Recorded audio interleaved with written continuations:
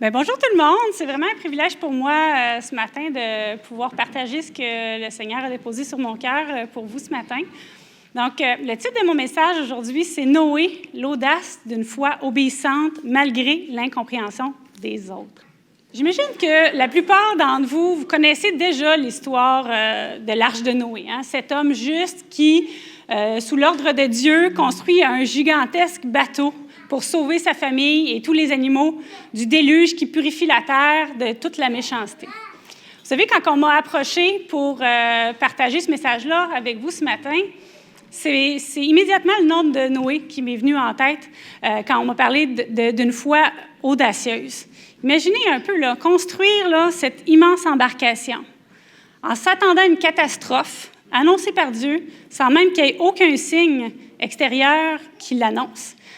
À cette époque-là, il n'y avait jamais eu de déluge. Okay? Le projet était basé seulement sur la directive de Dieu de construire cette arche-là. Si ce n'est pas ça, une foi audacieuse, je ne sais pas qu'est-ce que c'est. Mais en fait, si on se pose la question un peu plus, qu'est-ce que c'est vraiment une foi audacieuse? Puis comment ça peut se manifester dans nos vies au quotidien? Hein? La foi audacieuse, c'est celle qui nous fait expérimenter la puissance de Dieu, puis qui nous permet de voir s'accomplir des choses qui nous semblent impossibles. C'est croire les promesses de Dieu, puis agir en conséquence. Même quand tout dans nos circonstances semble dire le contraire, puis que les gens autour de nous refusent d'y croire. Ça m'amène à vous partager un principe spirituel ce matin qui est l'importance d'avoir le courage de dépasser nos peurs pour entrer pleinement dans ce que Dieu a préparé pour nous. Puis avant qu'on entre un petit peu plus dans le vif du sujet de cette foi audacieuse-là ce matin, j'aimerais ça qu'on prenne le temps vraiment de réfléchir. Qu'est-ce qui rend une foi audacieuse finalement? Donc, avant qu'on rentre plus, j'ai une question pour vous que j'aimerais que vous puissiez discuter à vos tables. Okay? Donc, la question est la suivante. Est-ce qu'il y a eu une situation dans votre vie où, comme Noé, vous avez osé faire confiance à Dieu contre toute logique? Okay? Puis, ce que j'aimerais que vous preniez le temps vraiment d'analyser, c'est de savoir qu'est-ce qui, dans cette situation-là, a rendu votre foi audacieuse? Qu'est-ce qui, dans le concret, là, pas dans les belles paroles, mais vraiment dans le day-to-day, a fait que votre foi était audacieuse? Je vais vous donner 10 minutes pour en discuter, puis après ça, on va revenir ensemble, puis on va regarder comment la vie de Noé peut nous montrer certains principes d'une foi audacieuse.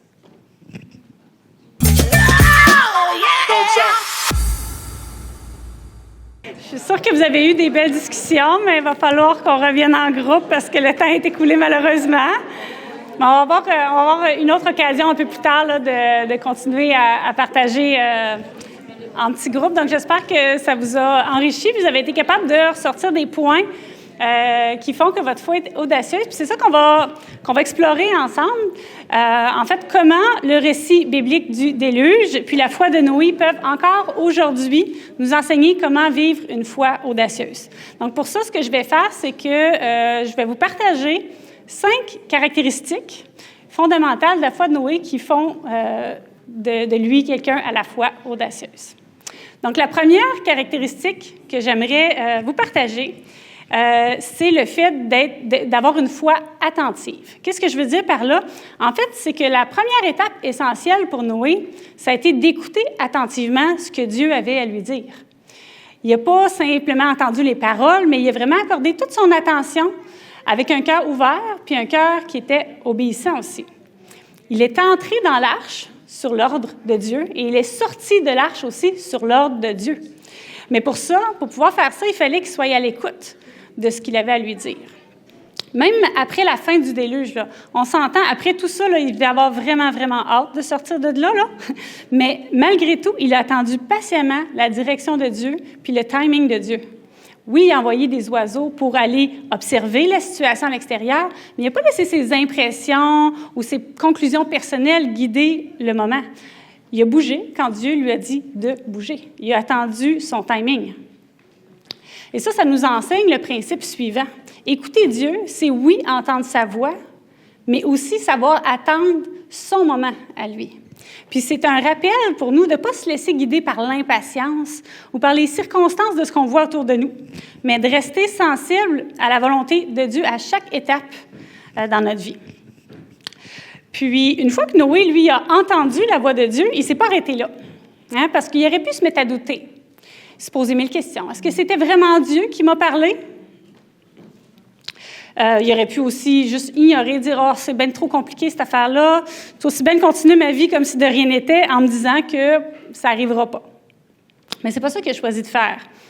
Il a choisi de croire pleinement la parole que Dieu lui avait donnée.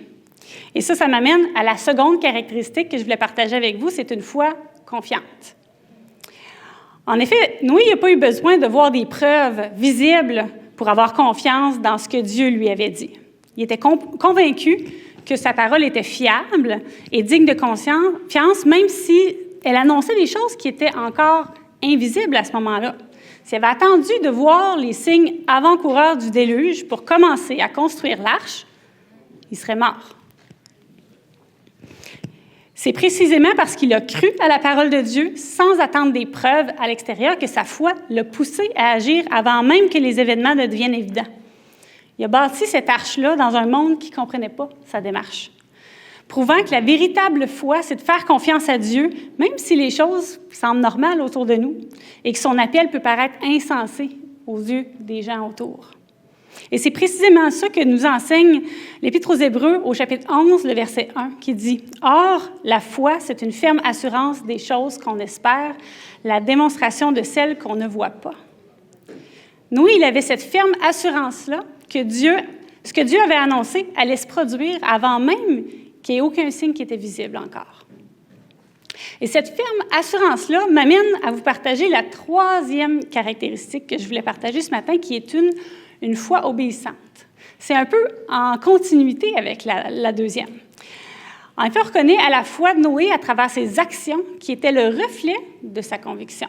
Autrement dit, il a pris sa foi, il l'a mis en action. Parce que vu qu'il était convaincu du jugement immédiat et du salut que Dieu avait préparé pour lui et sa famille, il s'est lancé dans la construction de l'arche. Okay? Sa démarche, finalement, elle était tout à fait cohérente et pleine de sens. Ainsi, les réalités futures, qui étaient alors invisibles à ce moment-là, elles avaient un impact aujourd'hui dans le présent de Noé, parce qu'il se mettait à construire une arche, ça avait un impact dans sa vie maintenant. Puis c'est un peu ça que la suite du chapitre 11 d'Hébreux nous enseigne au verset 7. C'est par la foi que Noé, divinement averti des choses qu'on ne voyait pas encore et saisi d'une crainte respectueuse, construisit une arche pour sauver sa famille. C'est par elle qu'il condamna le monde et devint héritier de la justice qui s'obtient par la foi. Dans le fond, la foi de Noé va être citée en exemple ici dans ce passage-là. L'œuvre que Noé a faite a été agréable à Dieu parce qu'elle était le fruit de sa foi.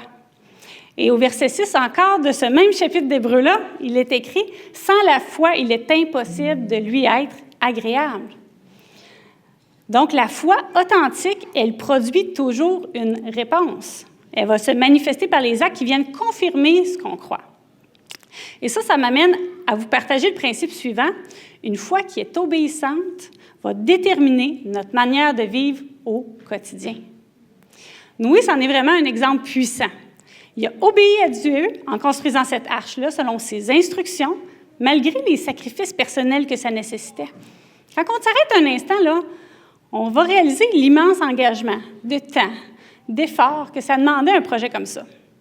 Puis, pour qu'on puisse vraiment mieux s'imprégner, j'aimerais lire avec vous les instructions que Dieu a données à Noé concernant la construction de cette arche-là. Et on retrouve ce passage-là dans la Genèse, au chapitre 6, les versets 14 à 16. Puis je vais vous les lire pour qu'on puisse vraiment bien s'imprégner.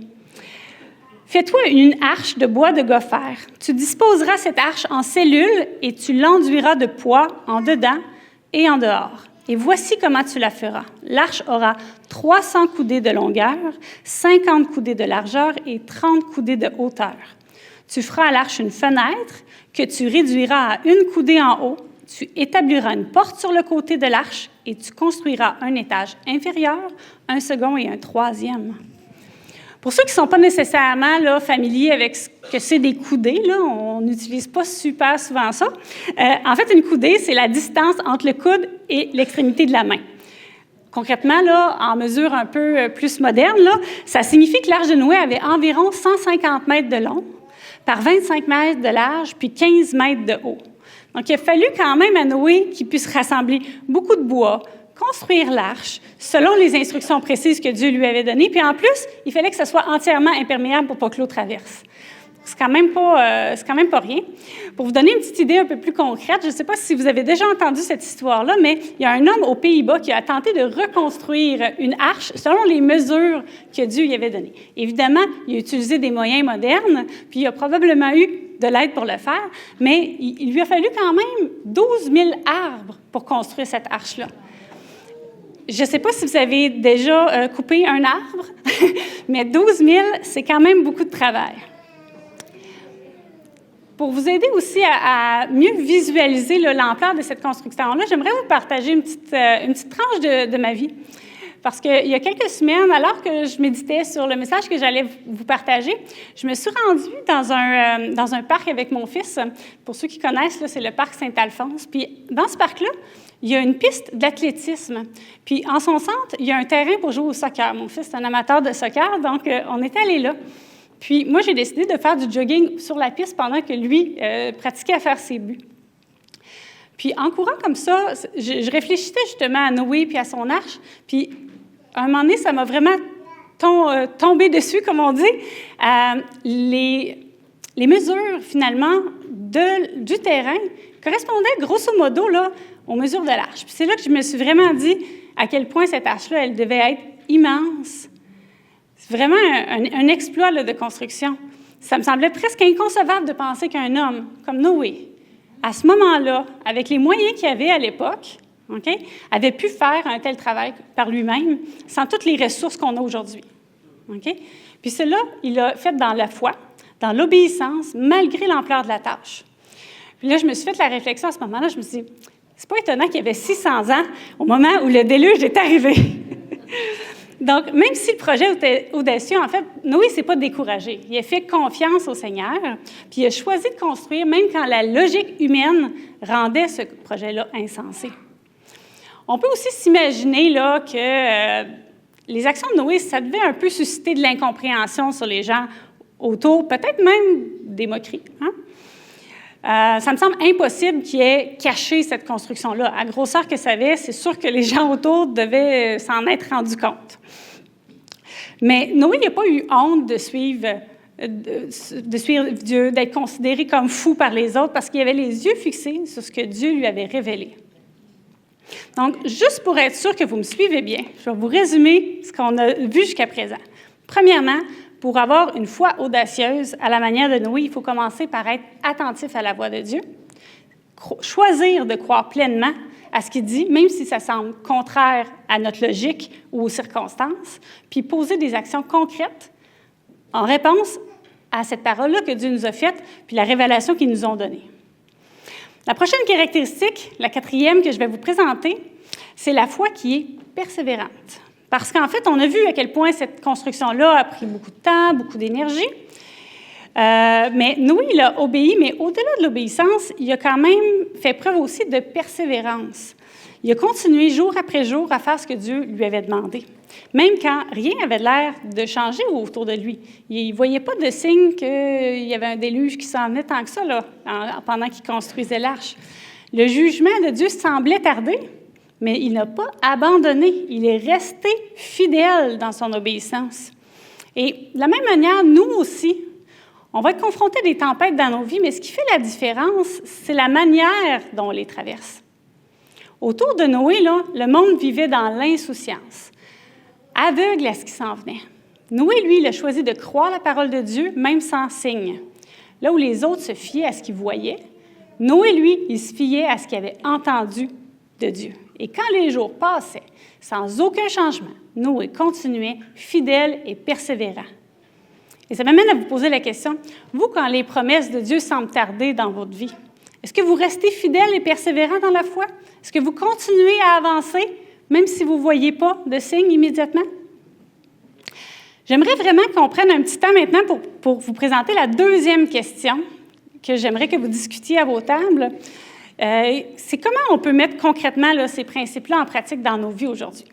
Donc, pour qu'on puisse regarder ça ensemble, je vous propose qu'on pense à une situation où notre foi a été mise à l'épreuve. Donc, quelque chose qui était difficile, OK? Puis j'aimerais que vous pensiez, est-ce que vous avez mis en pratique les caractéristiques qu'on a vues ensemble de la foi de Noé? Si oui, comment ça s'est manifesté? Puis sinon, bien, qu'est-ce que vous avez fait à la place? Est-ce que ça a marché? Et sinon, comment vous auriez pu faire différemment pour mettre en pratique ces principes-là? Donc, je vous laisse 10 minutes pour en discuter, puis on va revenir pour ma dernière caractéristique.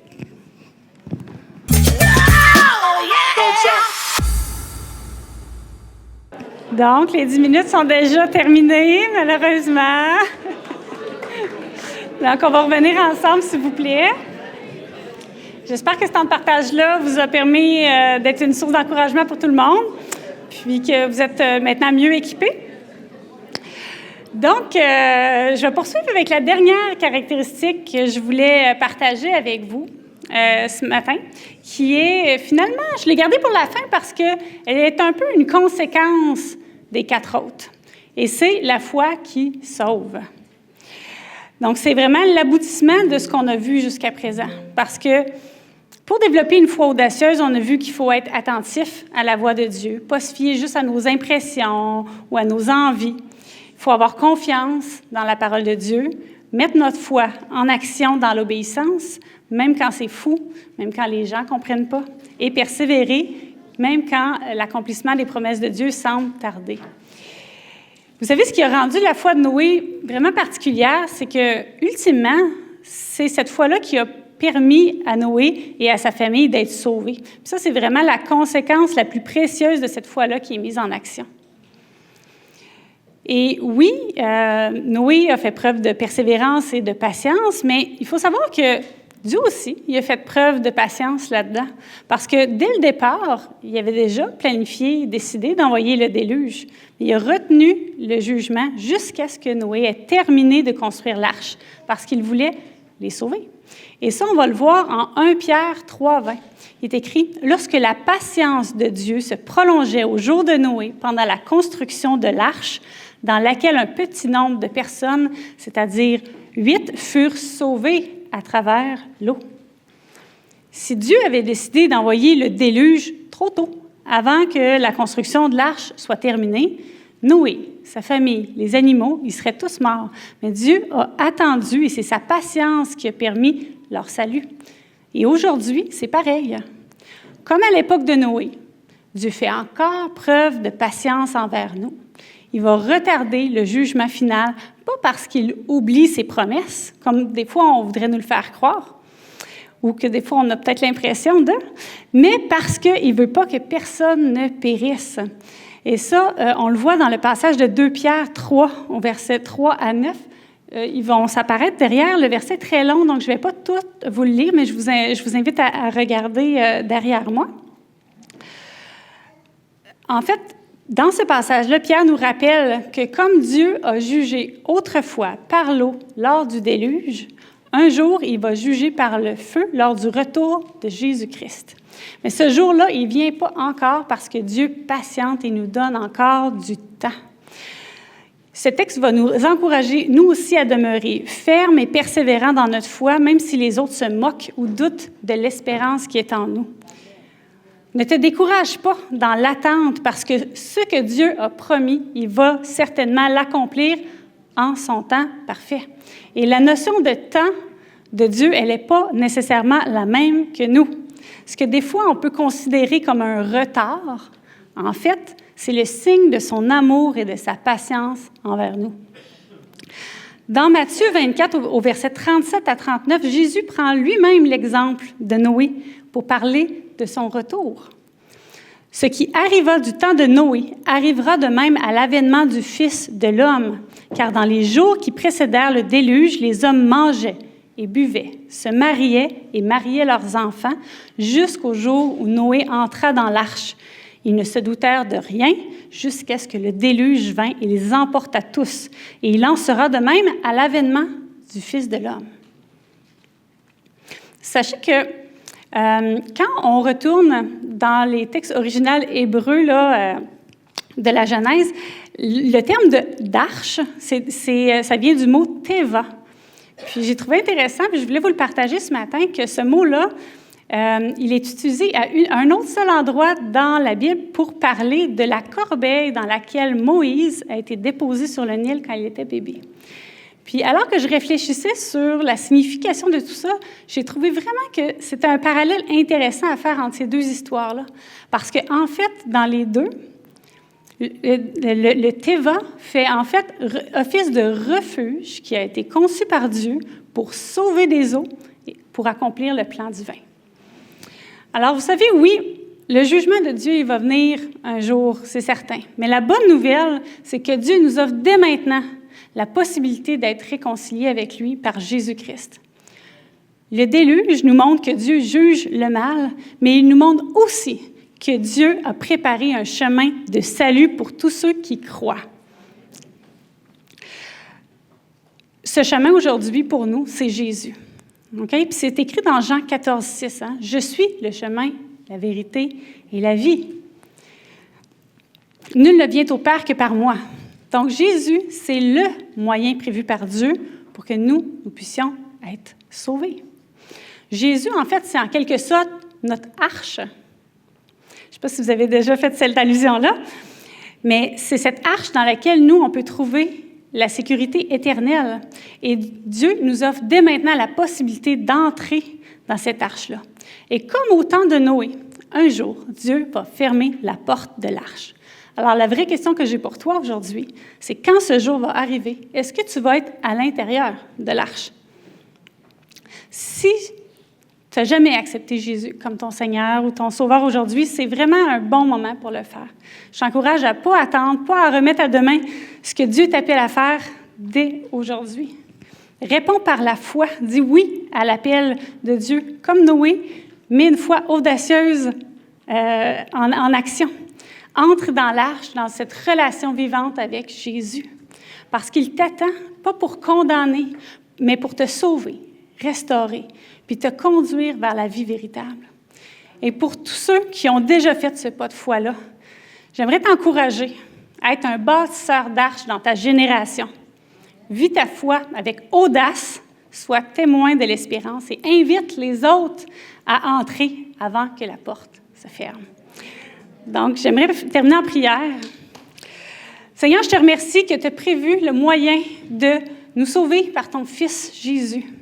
Donne-nous, à l'image de Noé, une foi audacieuse, une foi qui nous permet d'être à l'écoute de ta voix et de croire dans les promesses que tu nous fais. Donne-nous de mettre notre foi en action et de persévérer, même quand les signes, l'attente se fait longue et tes promesses semblent des fois tellement loin. Rappelle-nous que toi aussi, tu fais preuve de patience envers nous.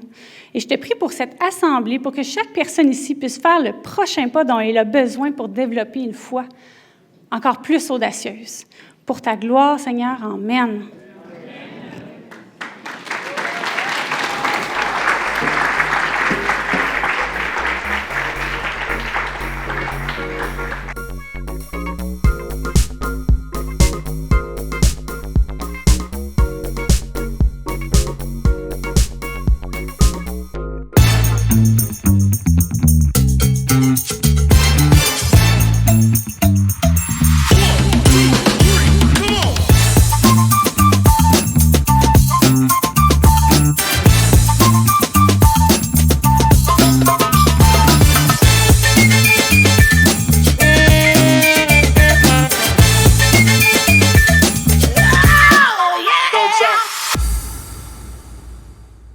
Pas déjà fait, prenez un instant pour vous abonner à notre page et n'oubliez pas de cliquer aimer avant la fin de l'enseignement. Si vous avez besoin de prière ou d'accompagnement spirituel, n'hésitez pas à communiquer avec nous à l'adresse courriel suivante: sos@lecarrefour.org.